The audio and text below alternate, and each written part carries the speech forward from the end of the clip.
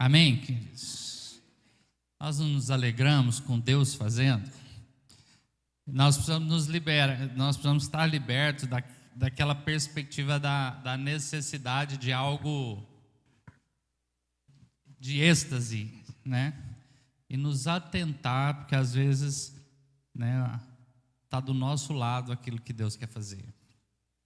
E às vezes nós estamos olhando tanto para as circunstâncias e perdemos aquela sensibilidade, o foco onde Deus quer nos conduzir, né?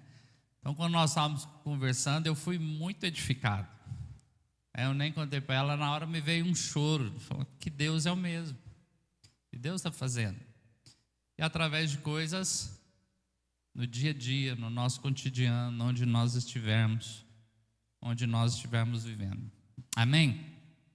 Então, que Deus nos dê graça de podermos estar sensíveis à voz de Deus, né? E aprender a ouvir Deus, deixar Ele quebrar os protocolos. Você estragou a palavra. Mas que Deus nos dê essa graça, né? Amém, queridos?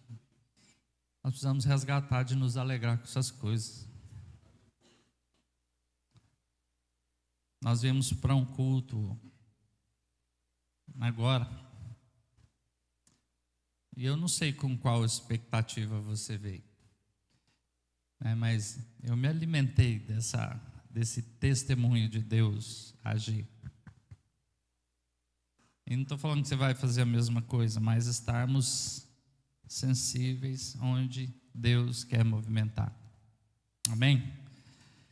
Então, hoje você chegou aqui, nós temos ceia, temos evento, ouvimos um testemunho, vamos ouvir de Deus. Mas eu queria, antes de irmos para a palavra, você fechasse seus olhos aí. Quando fala fechar os olhos, não é só um protocolo, é para nos livrar das distrações, quietar nossa mente e colocar a sua vida diante de Deus. Mesmo, não só como um rito. Nós cantamos aqui que porque Ele vive eu posso crer no amanhã, e às vezes nós chegamos desanimados, cheios de limites, mas agora se entrega todo aí e pergunta para Deus: o que você está fazendo aqui essa manhã?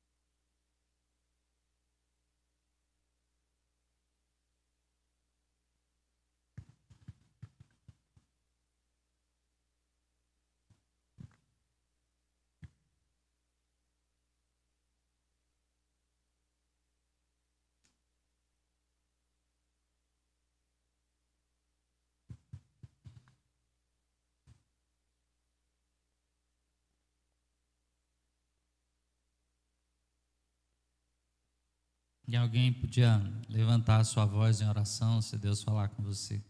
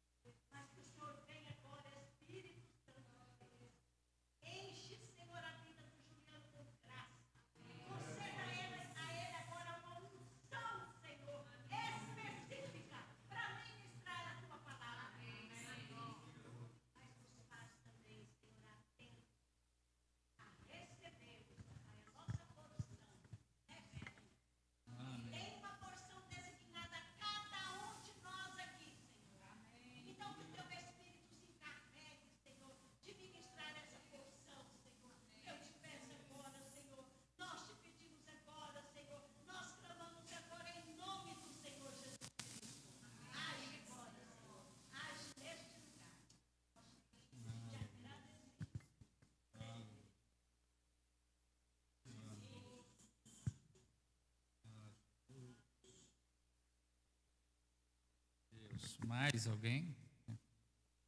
Um tem salmo, tem hino, orações, é um culto ao Senhor.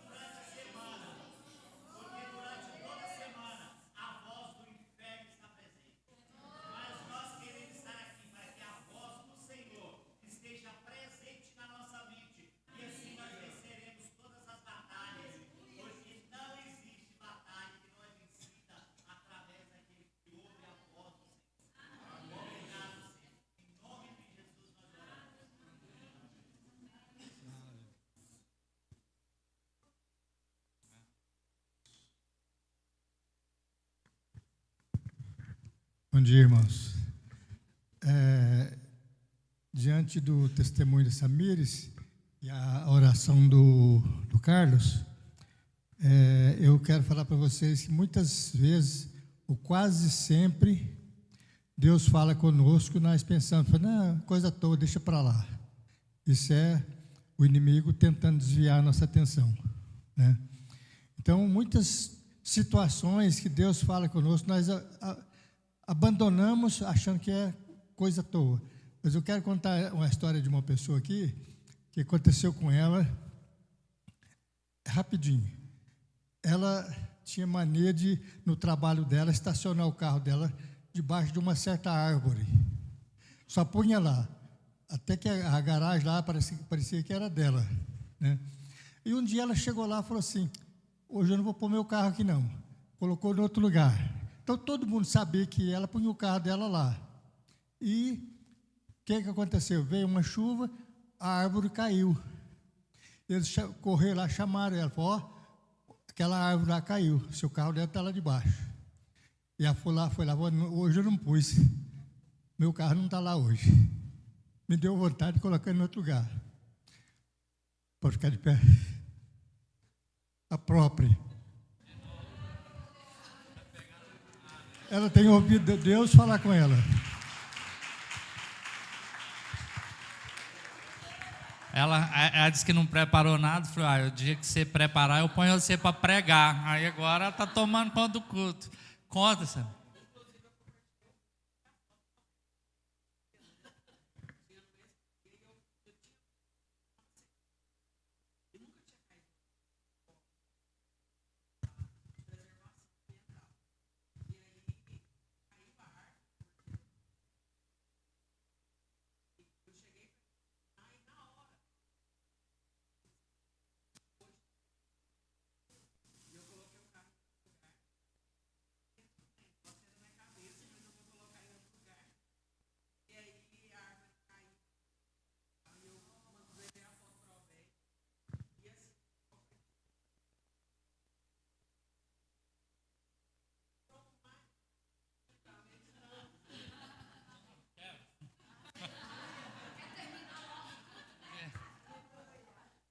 isso é muito rico, irmãos.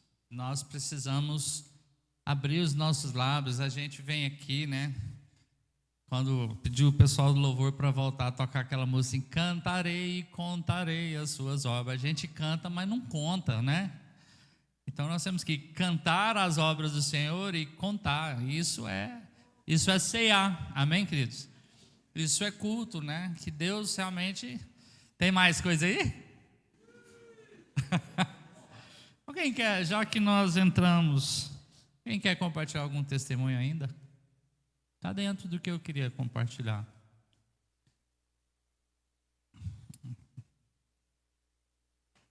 Vamos embora, Carlos, vem. Está andando direitinho.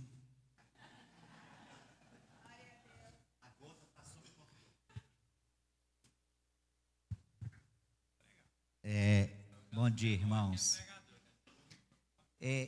Às vezes eu fico pensando assim, porque eu sempre, quando saio lá de casa, às vezes eu falo assim, eu vou deixar meu orgulho debaixo do tapete. Aí quando eu chegar no tapete, eu pego ele de volta. Quando eu chegar em casa, eu pego ele de volta. Porque às vezes a gente tem medo de falar, vergonha de errar. Por mais que a gente seja, às vezes, um bom orador, mas a gente é orgulho, né? Isso é orgulho, não querer errar, ter medo de errar. Mas eu queria dar um testemunho, o seguinte, eu acho que nós que, como cristãos, acontece muitos fatos em nossas vidas, que a gente tem que compartilhar com os irmãos, e porque isso até fortalece os irmãos, para saber que Deus está atuando na terra ainda, Deus não está morto, Deus está ouvindo nossas orações e Deus está agindo. E eu queria, essa semana foi uma semana assim muito tribulada lá em casa, e por problemas que teve que enfrentar, e eu que, né, sou cabeça, eu que tenho que resolver os problemas dos irmãos e da instituição, né? Aí é eu que tenho que correr atrás para resolver, porque eu sou o cara de frente para me resolver. E Deus tem me levantado assim, porque eu não tenho medo de enfrentar nada, porque eu não tenho medo de morrer, porque o cristão, ele não morre, ele só sai desse corpo e vai ficando velho, né? E cada dia que eu olho no espelho, eu estou vendo que isso é verdade, né? A gente vai ficando velho, então a gente não tem que ter medo. E a filha da Maria fez um negócio mal pensado, comprando uma casa financiada, e os corretores usou de má fé e fez ela assinar um contrato errado, com muitos erros, porque aproveitou da ingenuidade dela para sugar dela o dinheirinho dela que ela está juntando. Ela é advogada, já está advogando, mas é uma menina nova, 20 e poucos anos, inexperiente, e ela foi e não falou nada conosco, porque o namorado, o noivo, queria por tudo comprar essa casa, e ela não consultou a gente, que a gente é mais velho, tem certa experiência, né? Aí tudo bem, comprou, depois a gente foi ver o local horrível e tudo, o cara passou ela para trás, e ela deu 5 mil, por exemplo, de entrada, de calção, e depois ela viu que a renda dela não dava para ela comprar a casa, e eu falei, agora nós vamos perder. E lá tinha uma cláusula que ela tinha que pagar 35 mil também, se ela desistisse do negócio. Eu falei, meu Deus, como ela juntando dinheiro para casar, e como que ela vai fazer assim, comprar uma casa no valor desse, um absurdo desse, e os caras aproveitando a ingenuidade dela? Não pode, isso não pode acontecer. Nós temos que agir aqui. Aí ela veio e abriu. Falei, você faz os seus pepinos para lá, e para resolver é nós aqui. Você tem que ir lá atrás do seu noivo agora, para ele ajudar a resolver. Então, porque ela é assim, é bem de frente, meu, bate de frente. Errou, tem que pagar pelo erro. Porque na hora de comprar, não consultou, na hora de acertar, vem atrás. Então agora vai ser do meu jeito. Vai ser do meu jeito. Aí o que acontece? Eu fui ver todo o contrato, tudo, e eu vi que estava tudo errado. A gente colocou e o cara pondo pressão nela assim que ela tinha, pois ela não ficou com a casa, ela não queria a casa. Então por que ela tinha que pagar 35 mil para desistir do contrato, uma casa de 450 mil? Eu falei, que negócio é esse? Nunca vi isso, entendeu? Isso está inconstitucional, esse contrato, está errado isso aqui. Então eu fui analisar tudo e eu procurei o doutor Idaz, um advogado aqui que sempre dá assistência para nós lá, tem uma parceria conosco, doutor Roberto Idaz, muito conhecido aqui. Aí ele foi me orientando, faz assim, assim, assim, e eu coloquei diante de Deus, falei, ela não vai perder esse dinheiro, porque Deus está acima disso, mesmo que ela cometeu um erro, não vai perder esse dinheiro, e até os 5 mil que ela já deu de entrada, ele vai pegar de volta, né? E não vai pagar 35, de 35 o cara baixou para 17.500, falei, nem isso ela vai pegar, e vai pegar os 5 de volta. Aí eu entrei no caso, e o advogado me orientando, que eu sou formado em Direito também, mas só formado em Direito. Não tenho OAB, não advogo, mas conheço um pouco. Aí eu fui falando e acertando, e ele pondo pressão em mim. Eu falei assim, isso não vai colar. Eu peguei e escrevi para ele, bem firme e determinado, que ele depositasse até 11 horas da manhã o dinheiro, 5 mil dela, e os 17,500 ela não ia pagar, e eu usei todos os argumentos jurídicos em cima para ele, e eu coloquei diante de Deus, e na hora eu lembrei, algo veio em mim, eu ia sair da minha casa, até um setor aqui, isso, até chegar a esse ponto, tinha acontecido várias discussões pelo Zap, porque ele queria por tudo, não abria mão, e eles é tudo lá da videira, é tudo crente. Eu falei, beleza. Então, aí eu peguei e falei assim, tá, aí eu lembrei de uma coisa que, na Bíblia, que eu estou lendo lá no Novo Testamento agora, em Juízes, que Deus causou um terror em várias pessoas para fazer aquilo que Ele queria.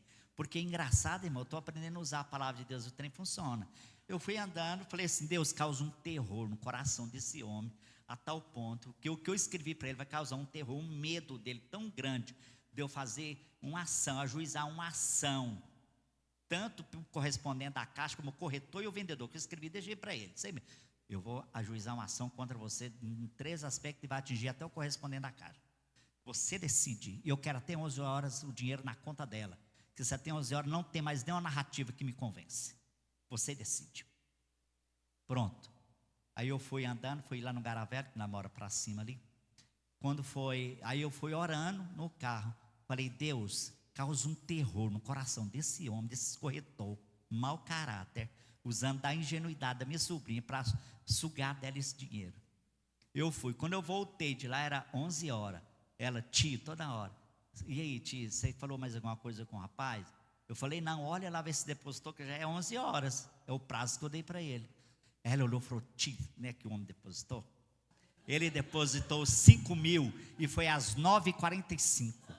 Eu falei, foi na hora que eu estava indo lá para o Garavelho, que eu fui orando no carro, para Deus causar um terror no coração dele, porque ele estava mexendo com o Filho de Deus, e nós aqui estamos andando na presença de Deus. Ninguém vai chegar aqui e sugar a nossa casa, não. Ela falou, pois é, ele depositou 5 mil às 9h45. E agora o que eu faço? Agora você pega R$100, vai aí onde você está, toma um lanche gostoso. Não chama seu namorado, porque ele não participa disso.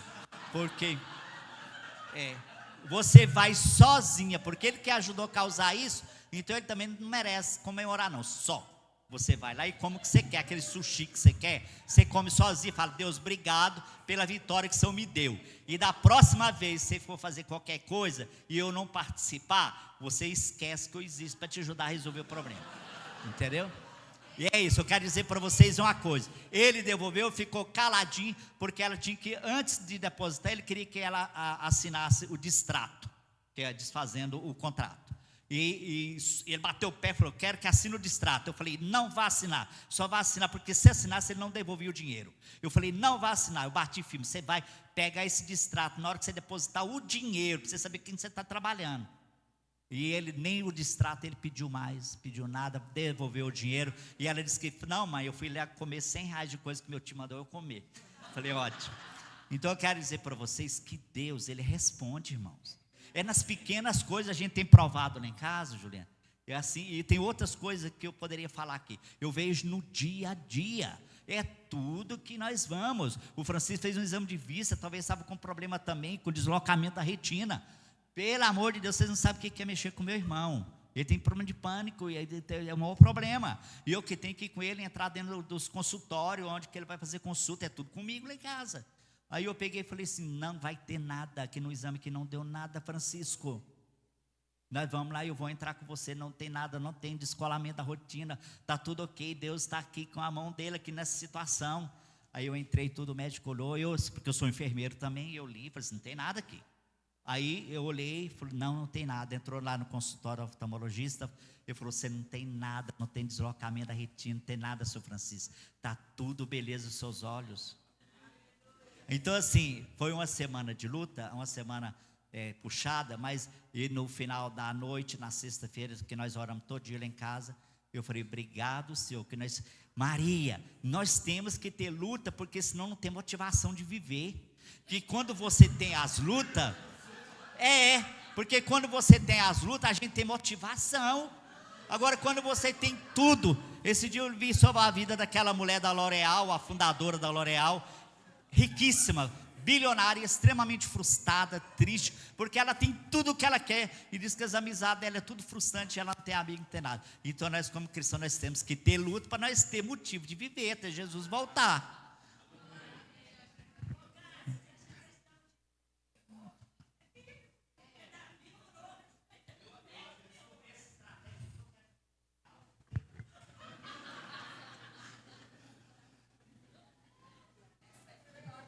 Eu não vou falar amém para esse negócio de luta, não. Para motivar, não. Já tem muita, não tem não, gente? Agora eu já aprendi como eu vou orar por vocês. Me aguarde. Mas filtrando, né? Mas pegando o que Deus quer trazer, realmente tem essa perspectiva de que Deus traz um juízo sobre a impiedade, né? Sobre aquilo que é o maligno. E nós precisamos crer e estar orando a palavra. Isso é fato, a gente ri, às vezes diverte, mas isso são um fato, né? Crermos naquilo que está escrito, orarmos segundo a palavra, né? E vivermos a normalidade daquilo que é o espiritual. Amém? Abre em Romanos, no capítulo 8, versículo 28.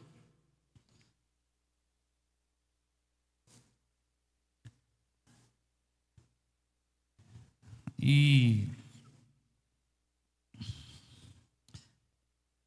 no domingo passado nós falamos sobre Deus nos chamar a viver uma vocação, né? Então, eu queria estimular os irmãos que não ouviram a estar ouvindo a palavra. Hoje seria uma continuidade, mas eu creio que o Espírito Santo quer fazer algo em nossa manhã hoje, mas ainda fundamentado nesse texto. Romanos 8, 28 diz que sabemos que todas as coisas cooperam para o bem daqueles que amam a Deus, daqueles que são chamados segundo o seu propósito. Pois aqueles que de antemão conheceu, ele também predestinou para serem conformes à imagem do seu Filho, a fim de que ele seja o primogênito entre muitos irmãos. E aos que predestinou, a esses também chamou. E aos que chamou, a esses também justificou. E aos que justificou, a esses também glorificou. Então, a palavra nos diz que todas as coisas cooperam para o bem daqueles que amam a Deus e foram chamados segundo o seu propósito. No domingo passado a gente compartilhou sobre essa perspectiva do quê? Do chamado. O chamado e a vocação, nós temos muito a ideia de que tem a ver com aquilo que a gente sabe fazer. Mas a palavra vocação na Bíblia, que também é a mesma no original ligado ao chamado, tem a ver com vem numa influência do latim do vocare e do vocatio, que é uma voz que te chamou. Então não tem a ver com o que a gente sabe fazer, tem a ver com uma voz que nos chamou, nos deu uma missão e nos direcionou para aquilo que nós vamos fazer, aquilo que nós vamos ter. Então, nós precisamos mudar a nossa mente, porque muitas vezes nós estamos muito tensos, focados naquilo que a gente tem que fazer, e muitas vezes Deus não quer mudar o que você está fazendo. Deus quer mudar a mentalidade com que nós estamos fazendo, não com uma mentalidade humanista, mas com uma mentalidade para a glória de Deus. Estava conversando esses dias com o irmão, o Wilson tem conversado bastante, trabalhando muito, E às vezes a gente está tenso, porque eu tenho que mudar o que eu estou fazendo. Não, nós temos que mudar a mentalidade que nós temos que fazer. Então, o texto diz que todas as coisas cooperam para o bem. De quem? Daqueles que amam a Deus. A base de tudo que envolve o reino de Deus é o amor. E que bem é esse? Esse bem é aquilo que não é só coisa boa. Quando a palavra nos diz que todas as coisas cooperam para o bem daquele que ama a Deus, ela está dizendo, tudo coopera com aquilo que vai ser útil, que vai ser saudável, que vai ser ferramenta para cumprir, para trazer você para o chamado de Deus, para a voz que te chamou, para cumprir o propósito daquele que nos chamou. Então, necessariamente, esse bem não vai ser coisa só agradável. E qual que é o principal chamado de Deus? E é um assunto inesgotável que eu tinha ousado a querer entrar hoje, mas quero só citá-lo. Nós vamos trabalhando porque é inesgotável. O maior chamado de Deus é nos tornar segundo a imagem do seu Filho. Deus nos chama para sermos segundo a imagem do seu Filho. E aí nós vamos ter um tempo para clamar uma revelação de Deus, o que é isso, para esse negócio não ficar tão abstrato. Né? Então, Deus nos chama para ser a imagem de Jesus, não Deus.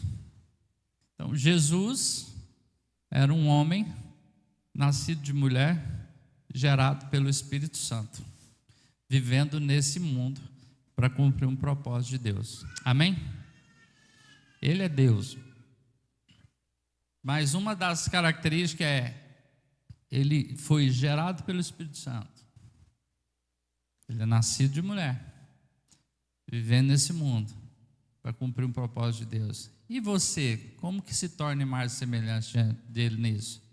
Você é um homem. Um homem no sentido de você é humano. Amém? A gente acha que quanto mais espiritual, vai virar anjo. Não, quanto mais espiritual você quer ser, mais humano nós seremos. Porque a espiritualidade, a filiação é para humano. Jesus nasceu sem pecado. Você foi gerado pelo Espírito Santo, de novo, sem pecado. Você nasceu de novo. Jesus foi gerado pelo Espírito desde o início na perfeição. Nós nascemos em pecado, mas a Bíblia diz que nós nascemos de novo. E você nasce gerado por quem? Pelo Espírito Santo. Com todos os nossos pecados perdoados. Nós fomos livres dessas ordenanças, só que nós não estamos ainda perfeitos porque estamos num processo dessa purificação. Mas nós estamos livres da lei do pecado, nós estamos livres da escravidão do pecado, para podermos ter a liberdade de obedecer e andar naquilo que nós falamos, a lei de Deus. A gente fala lei e o povo assusta, mas tem princípios que nós não éramos capazes, então nós somos assim como Jesus. Porque Deus está nos chamando para restaurar todas as coisas, não é isso, queridos? Amém? E como que o homem foi criado? A imagem e semelhança de Deus. Com qual propósito? Dominar, sujeitar a terra, cultivar e guardar o que Deus criou e ter comunhão com Deus. Então o homem foi criado para ter uma comunhão com Deus. Deus vinha na viração do dia, acho que é o Wilson que fala, né, que 6 horas da tarde é a hora meio da depressão do povo boteco, que é a saudade que tem de um preenchimento. Isso é teologia de boteco, tá? Não proclamo isso não, pelo amor de Deus. mas tem um buraco ali esse horário, né? Porque Deus vinha ter uma comunhão com o homem. Então, nós somos feitos para isso. Isso se perdeu? Não, o homem continua dominando a terra. Olha o que está acontecendo. A gente destrói, a gente planta, a gente colhe. Você domina sobre os peixes, os pescadores. Pecador é uma coisa, pescador não quer dizer que ele é pecador, né? Às vezes mente, né? Aí mas então a terra ainda está sujeita. Qual foi o problema? É porque o homem perdeu o domínio de Deus, porque nós, com a perspectiva de dar ouvido para Satanás e o pecado entrou, nós perdemos a consciência de que nós somos a imagem de Deus para agir na terra e queremos nos tornar deuses. Essa é a base do pecado, porque o diabo diz para Adão e Eva: o dia que você comer do fruto, você vai ser igual a Deus. Se você é igual a Deus, o que é que você é? Deus. Então você domina. É muito tênue, então nós vamos continuar fazendo a mesma coisa, só que não na vontade de Deus, não debaixo do Espírito Santo, governado pela nossa própria vontade, pela característica do próprio homem, e isso traz destruição. O governo de Deus traz salvação. Estou conseguindo alcançar, querido? Faz sentido? Então, às vezes, nós estamos muito preocupados com as tensões do que nós temos que fazer, e Deus quer nos chamar de volta. E o projeto maior de Deus é sermos a imagem e semelhança do Filho dele. Por quê? Porque Ele é a referência de tudo. Ele é o centro do universo. Ele é aquele que domina sobre todas as coisas. Ele é aquele em quem Deus ama sobre todas as coisas. E o amor de Deus nos alcança porque Deus nos amou nele. Deus quer nos chamar de volta à ideia da essência de que antes da gente fazer um monte de coisa, antes de cumprir propósitos, antes de ter um monte de tarefas, um monte de objetivos, um monte de missões, o primeiro resgate que Deus faz com a nossa salvação é uma reconciliação com Deus, é entender que tudo que nós estamos fazendo aqui nessa terra é para sermos imagem e semelhança de Deus, é para refletirmos a glória de Deus, e tudo que fazemos, fazemos para a glória de Deus, porque Cristo precisa ser visto. Amém, queridos? E aí o sentido nosso de querer crescer, nosso processo é andar para trás, porque o mundo tem nos acelerado a fazer muito. E não quer dizer que você não vai fazer muito. O problema é a fonte com que você está ligado. O homem estava ligado a Deus. E ele comeu da árvore do conhecimento do bem e do mal. Então, tem um bem nesse mundo que às vezes está sugando a nossa alma e nos afastando de Deus. É da árvore do conhecimento do bem e do mal. Deus está nos chamando de volta, que todas as coisas cooperam para o bem, para sermos a imagem do seu Filho. E Ele é aquele que domina sobre todas as coisas. Cristo veio para trazer o reino de Deus à terra e nos resgatar como iguais no sentido humano. Tanto que a Bíblia nos diz que Deus, João 3,16, amou o mundo de tal maneira que Ele deu o seu Filho unigênito, para todo aquele que nele crê não pereça, mas tenha a vida eterna. Amém? O que é a vida eterna? É nos arrependermos de querer ser deuses dentro do nosso nariz e enxergarmos que tudo que nós temos, todo poder, toda glória, toda capacidade, toda condição que nós temos, tudo aquilo que fazemos, tudo aquilo que dá fruto é apenas imagem, é reflexo do poder de Deus agindo sobre a terra. Estava encarnado em Cristo e agora está encarnado em nós. O meio de Deus agir é através da igreja. Cristo em vós, a esperança da glória. Esse povo podia arrumar uma tradução mais fácil, né? Porque eu fico brigando, tentando, a gente vai... E o que eu tenho entendido é, a esperança que existe, aquilo que se espera da glória de Deus se manifestar sobre a terra, está derramada em nós. E para que isso não nos leve a uma corrupção, porque a gente sobe na gilete e quer ter o poder, Deus precisa nos transformar primeiro à imagem e à semelhança do seu Filho. Deus quer nos levar à origem de que nós fomos criados. Essa é a nossa vocação. O problema é que nós entendemos a nossa vocação, que nós somos criados para dominar.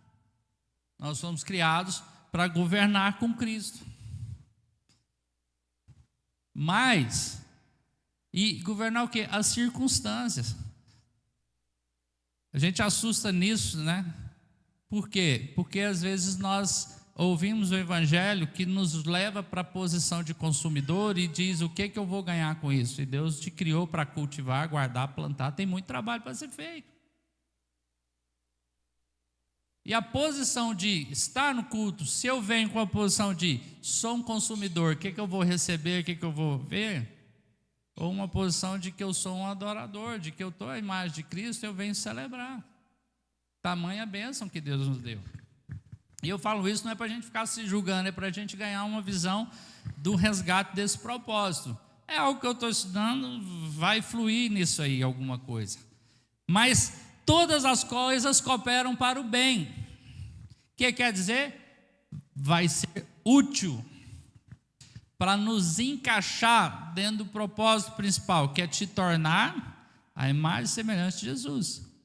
A partir do momento que nós nos tornamos a imagem e semelhança de Jesus, nossa identidade é resgatada, vai ser liberado para você clareza e entendimento do que você tem que fazer ou do que você já está fazendo, mas não está entendendo que é para a glória de Deus. Isso chama conversão. Então, a gente precisa sair daquela crise de eu estou fazendo isso, eu tinha que fazer outra coisa. Eu preciso entrar numa crise, eu não estou conseguindo ouvir a voz de Deus, e eu preciso ouvir a voz de Deus com todas as minhas forças. Eu preciso gastar minha energia para conhecer a Deus, para conhecer a sua palavra, para conhecer as suas bases, conhecer os seus mandamentos. Então, se nós somos a imagem e semelhança de Jesus, ontem eu sofri, queridos, ontem eu fiquei até, sei que hora eu fui dormir, a cabeça fritou. Por quê? Porque a nossa mente quer entender tudo assim. Eu falei: Deus, me revela algo, o que o Senhor quer para amanhã? Cheguei hoje na oração, fiquei: o que o Senhor quer para hoje? Tem um esboço, né? E Deus só trouxe para mim: a base é vocês descobrirem um chamado. E você vai descobrir o seu chamado quando você entender o amor de Deus por nós, e aí nós correspondermos a amá-lo. Amar a Deus é mais importante do que eu tenho que fazer para Ele. E enxergar de que nós temos uma vocação para estar nessa terra, e Cristo vai ser encarnado para fazer o que precisa ser feito nessa terra. Deus não perdeu o controle, Deus não falhou, e Ele está nos chamando de volta. Então, muito da nossa dificuldade é que a gente fica tentando falar assim: qual é o propósito de Deus para a minha vida? Você está tentando entender o que você tem que fazer. E o primeiro processo é lá em Zacarias, quando Deus chama o povo, Ele tira o povo, leva o povo lá sai da Babilônia, vai para Jerusalém. Olha que propósito grandioso, vai restaurar o templo. Deus falou, Deus deu recurso, Deus deu dinheiro, e eles começaram a fazer a obra. Chega um tempo que a obra para, Deus levanta um profeta, e o que o profeta fala? Vocês estão fazendo errado? Falou: não, tornai-vos a mim, e eu tornarei vocês. Porque a bênção de Deus, o propósito de Deus não é Deus. E Deus está nos chamando de volta para Ele. para enxergar aonde Ele quer nos levar. E aí a gente sai dessa encruzilhada. Então, sermos a imagem e semelhança de Jesus, que tem um monte de coisa, hoje, com o testemunho da Samires, com o tempo que nós estávamos ali, me veio um texto que eu creio que é o texto para hoje. Eu não sei se esse vai ser o assunto. Que está em Lucas 4,18. Aproveitando que hoje é uma ceia, nós exercitarmos, sermos imagem e semelhança de Jesus, praticando. Amém, queridos? Eu estava conversando com a irmã essa semana, falei, gente, a gente vai falar do reino de Deus, das coisas espirituais, cada dia está ficando mais difícil, porque para a gente está tão abstrato, está cada dia mais longe. Aquilo que é o normal virou aquilo que deveria ser o normal virou coisa grandiosa. Recebemos ontem uma visita de uma irmã, a gente nem sabia que ela era, falou, não, ela dando um testemunho de uma irmã que já faleceu, ela falava, a fulana era fora do padrão demais, porque ela vinha tomar café, estava conversando com a gente, aí Deus já entregava uma palavra, ela já dava uma profecia, já tinha uma palavra de sabedoria, aí acabava a palavra de sabedoria, já voltava a tomar o café dela, e ela estava com Alzheimer, e aí, enquanto ela ia orar, Deus usava ela, e o Alzheimer sumia, e depois acabava a oração, e acabava a palavra, o Alzheimer voltava, e eu falei, gente do céu, eu fiquei viajando naquilo, falei, que visita, na hora, né, tarde, e Deus fazendo. Nós precisamos voltar à normalidade do reino de Deus. A gente está se desgastando com muita coisa secundária.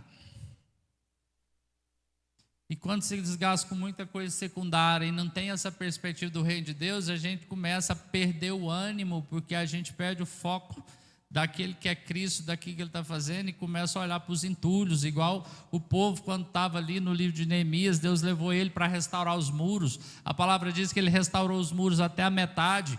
Quando o muro chegou ali na metade, o inimigo falou assim, vamos barrar esse povo, vamos entrar e destruir. E aí, como todo bom crente, eles fizeram uma campanha de oração, juntaram, fizeram jejum, e estou parafraseando, tá? Você tem que ir lá conferir. Fizeram jejum e orar e juntar o povo, porque na aflição a gente se junta, e eles expulsaram o inimigo, mas Satanás entrou aonde? Na mente, no coração. Porque aí o povo chega diante, o povo que estava ávido, diz que o povo tinha ânimo para trabalhar, e o muro foi até a metade, mas aí aos poucos o inimigo distraiu com as batalhas grandes e entrou pela porta do fundo, porque o povo chega, tá, e diz assim, olha, nós não podemos acabar de construir esse muro, porque os entulhos são muitos. Eles perderam a visão do que Deus tinha e começaram a olhar para o entulho. Nós perdemos a visão do chamado de Deus e começamos a olhar para as pessoas. Nós perdemos a visão do chamado de Deus e começamos a olhar para as dificuldades. Em tudo, em todas as áreas. E Deus nos chama a sermos a imagem de Jesus para romper com essas barreiras. E o que é ser uma imagem de Jesus hoje com Lucas? Vocês viram que a lógica sumiu, né? Cadê Lucas? 4, versículo 18.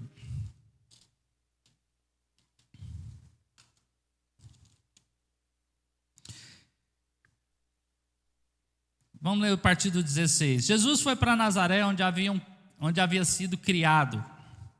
Num sábado, entrou na sinagoga segundo o seu costume e levantou-se para ler. No domingo, que dia é hoje? 6 de abril, nós saímos de casa e viemos para a nossa sinagoga. E eu estou aqui lendo a Bíblia como é o nosso costume. Está parecido? Estou forçando o texto, né? Não. Então lhe deram o livro do profeta Isaías, e eu estou dando o livro de Lucas para nós. E abrindo o livro, achou o lugar onde estava escrito: o Espírito do Senhor está sobre mim, porque Ele me ungiu para evangelizar os pobres, enviou-me a proclamar libertação aos cativos, e restauração da vista aos cegos, e pôr em liberdade os oprimidos, e proclamar o ano aceitável do Senhor. Tendo fechado o livro, Jesus o devolveu ao assistente, sentou-se. Todos na sinagoga tinham os olhos fixos nele. Então Jesus começou a dizer: hoje se cumpriu a escritura que vocês acabaram de ouvir. Abre comigo em Atos capítulo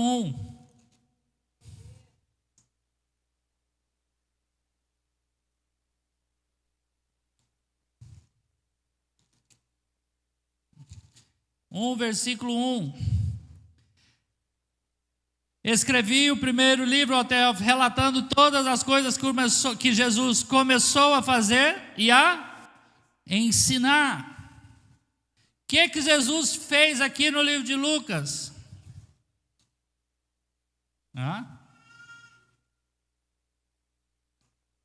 Se cumpriu uma palavra sobre a vida dele. O que Jesus fez, queridos? Assumiu uma posição de: o Espírito do Senhor está sobre mim, e Ele me ungiu para evangelizar os pobres, proclamar libertação a cativos, restaurar a vista cego, pôr em liberdade os oprimidos, proclamar o ano aceitável do Senhor. Ele fez isso para nos ensinar o nosso chamado e o que nós estamos nessa terra para fazer. E hoje pode cumprir essa palavra aqui no nosso meio.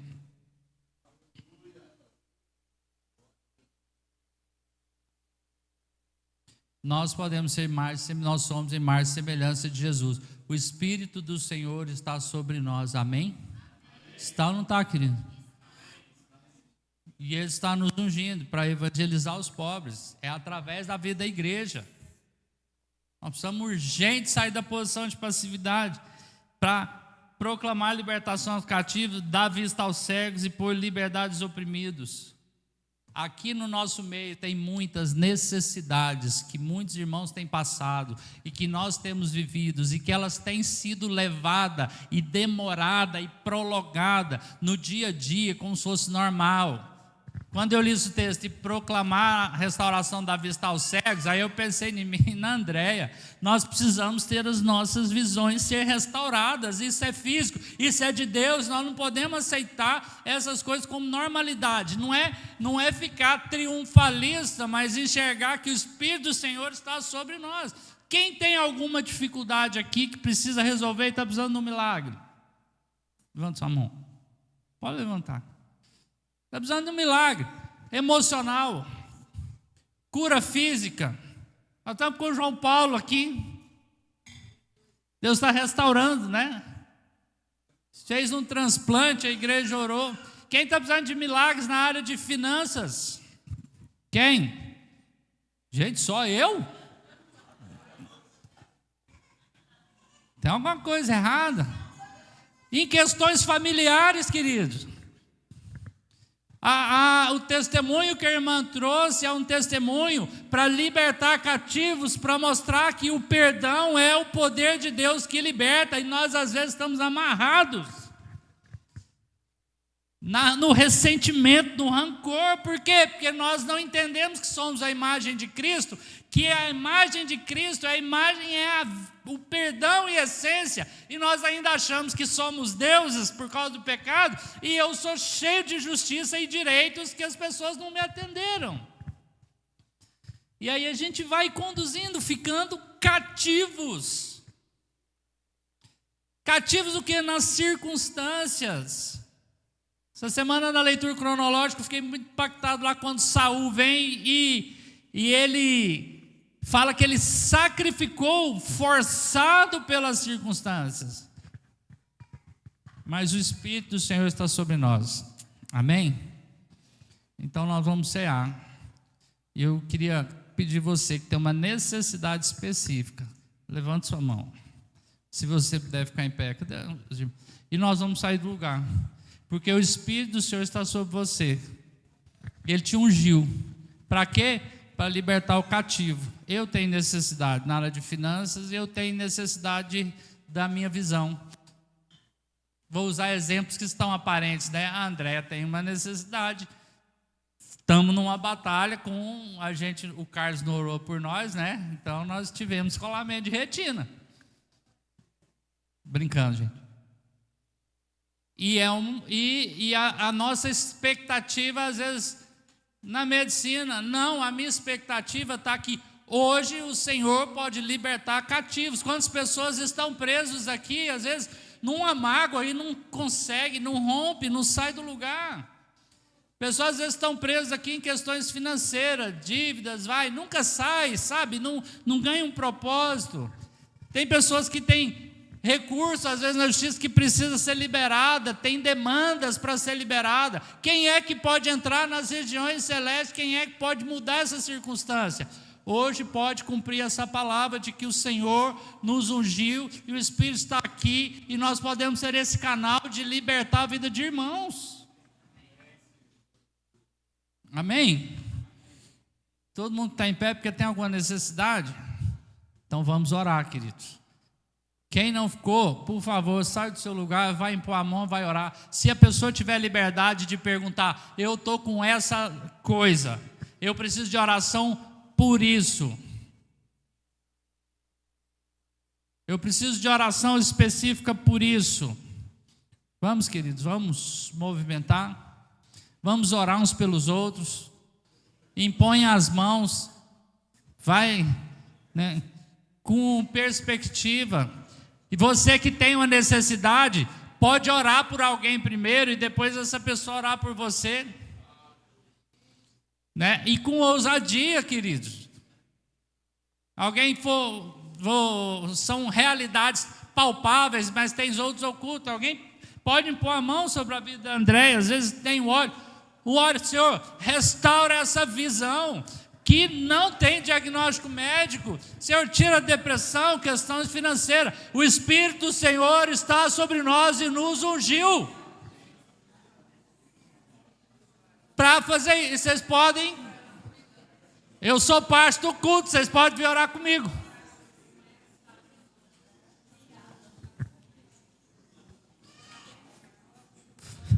Vamos, irmãos, se alguém não veio orar com você ainda, vai.